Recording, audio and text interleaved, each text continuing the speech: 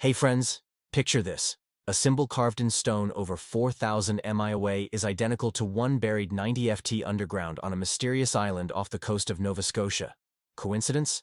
No way. This week's jaw-dropping episode of The Curse of Oak Island, Season 12, Episode 23, might just be the moment everything changes.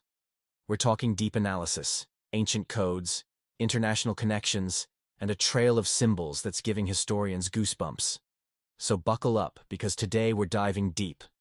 Not just underground, but into centuries of secrets, suspicion, and possibly sacred treasure. Let's start with a little story. Back in 1804, treasure hunters working on Oak Island unearthed what we now call the 90 ft stone. This wasn't just a rock. It had cryptic symbols carved into it, symbols that seemed to shout, "There's something buried here." And when the stone was pulled up, boom! The entire shaft flooded mysteriously with seawater. Ever since then, that stone has haunted every dig, every theory, every clue. And guess what? That very same symbol, a circle with a central dot, just showed up in a prison wall in Gozo, Malta. The same Malta tied to the Knights Templar and the Knights of Malta. If your jaw isn't on the floor yet, keep listening. Rick Lagina and the team are chasing a theory that's been slowly building all season, that the strange symbols found across Oak Island, the four-dot cross, the starburst button, and now this curious six-petal flower design, may all trace back to old-world European orders who crossed oceans in secret. This isn't just about buried gold anymore. It's about coded messages. It's about who hid it and why they went to such incredible lengths to keep it hidden. Inside the ancient prison in Malta Citadel, the team is stunned to see more than just one match. Symbols etched into stone walls match others found back in Nova Scotia, especially that cryptic circle and motif, a dead ringer for the one carved into the legendary 90 ft stone. That stone was discovered centuries ago, before underwater detection, before sonar, before archaeology made leaps. But these guys, they just connected a symbol on Oak Island to one 4,000 mi away. A connection over 800 years old. You see, there's a growing theory, one that might now be too strong to ignore, that the Knights of Malta, direct successors to the Knights Templar, were safeguarding more than just religious ideals. We're talking holy relics. The Ark of the Covenant, the menorah from Solomon's Temple, maybe even the Holy Grail itself. When the Templars were disbanded under intense persecution in the early 1300s, some didn't vanish.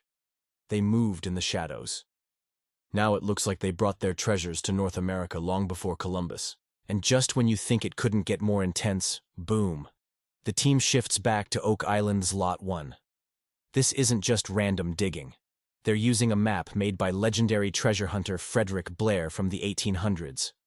And on this map, boulders marked with eerie precision, each suspected to conceal shallow treasure caches. When Marty and Craig pry up one of these stones, what do they find? A ring of boulders arranged in a suspiciously deliberate circle. Not to mention forged iron pins, fasteners, ancient timbers, and more. The question is no longer if someone was there, it's who and when.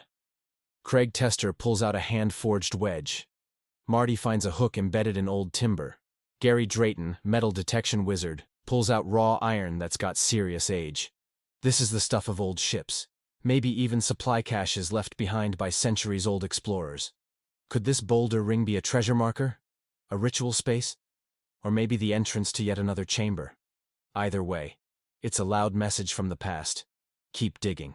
Back in Malta, Rick meets with researcher Korgjun Mole, and this is where things get truly next level. Korgjun presents a bloodline, a family name, de Villers. The same name linked to the Knights Hospitaller during the loss of Jerusalem in 1187, and again in Paris in 1307 during the collapse of the Templars. It was Gérard de Villers who allegedly escaped Paris with a convoy of 50 horses and a cargo of priceless relics. And guess what? That family name keeps popping up in the very places the Oak Island Trail is leading. Is it possible, friend, that this family, the de Villers, were the stewards of a treasure so important, so sacred, that they moved it from the Middle East to Europe, then across the Atlantic, hiding it in the wilds of Nova Scotia? When you stack the symbols, the maps, the relics, and now the names, it's no longer a crazy theory. It's a treasure map written in stone, waiting to be read. So here's what we know. Symbols etched on prison walls in Malta match Oak Island's oldest artifacts. A 19th century treasure map leads to a hidden boulder ring and ancient fasteners on Oak Island. A bloodline tied to the Templars is traced to locations and legends across centuries. And every dig, every discovery, points to something more than gold. A purpose, a plan, a sacred legacy protected in secret. Now here's the kicker. These symbols weren't carved in stone for no reason. If it was important enough to etch into prison walls, it was important enough to protect with your life. And if you're willing to guard something for 800 years, it's not just treasure, it's truth. So my friends, keep watching, because the deeper this team digs, both in Earth and in history, the clearer it becomes. Oak Island is holding on to secrets far older and far more profound than we ever imagined. But wait. Let's not forget the psychological weight of what the Oak Island team is dealing with. Think about it. You've spent years chasing rumors, deciphering half-erased maps, and pulling out fragments of history from muddy holes. Then suddenly, you see carvings across the ocean that mirror your own findings. That's not just a lead. That's validation. For Rick Lagina and the team, these are not just discoveries. These are answers to decades of questions. Some their own, some passed down by generations of treasure hunters. And if we're going to talk about shocking connections, let's go back to the timing. The Templar persecution began in 1307, on Friday the 13th. Yes, that Friday the 13th. Gérard de Villers, second in command of the Knights Templar in France, vanishes with a fleet and a treasure convoy. No records of his death, no signs of his arrival. He disappears, and yet his name echoes through Malta, France, and now Oak Island. That's not legend. That's documented history merging with physical evidence. Iron fasteners, mysterious stone arrangements, and carved symbology that spans continents. Still not convinced? Here's something else. Those boulders found on Lot 1 aren't just lying there. They're placed deliberately, geometrically, maybe even ritualistically. Some form a ring, others point like arrows. If this were nature, we'd expect randomness. But these formations scream design. And when you dig beneath them and find fasteners, timbers, and ancient tools, that's not coincidence. That's someone saying, "You're getting close." Let's zoom out for a second. Oak Island has been the subject of speculation for over 200 years.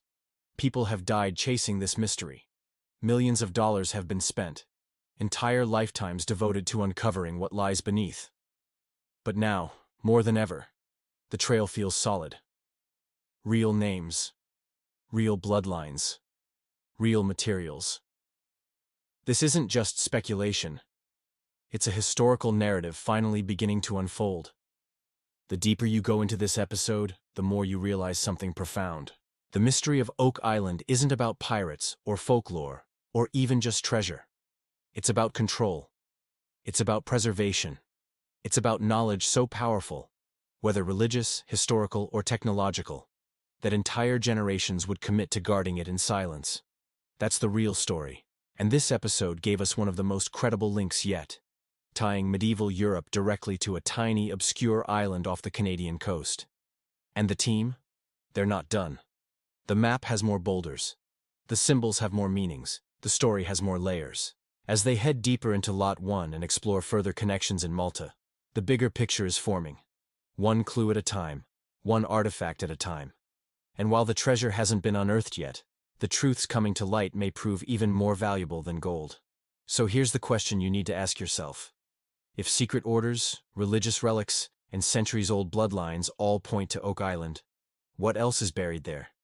What still lies beneath the soil, waiting for history to catch up? We're closer now than ever before, and the world is watching. Stay with us, because this isn't just a dig anymore. This is a revelation in progress.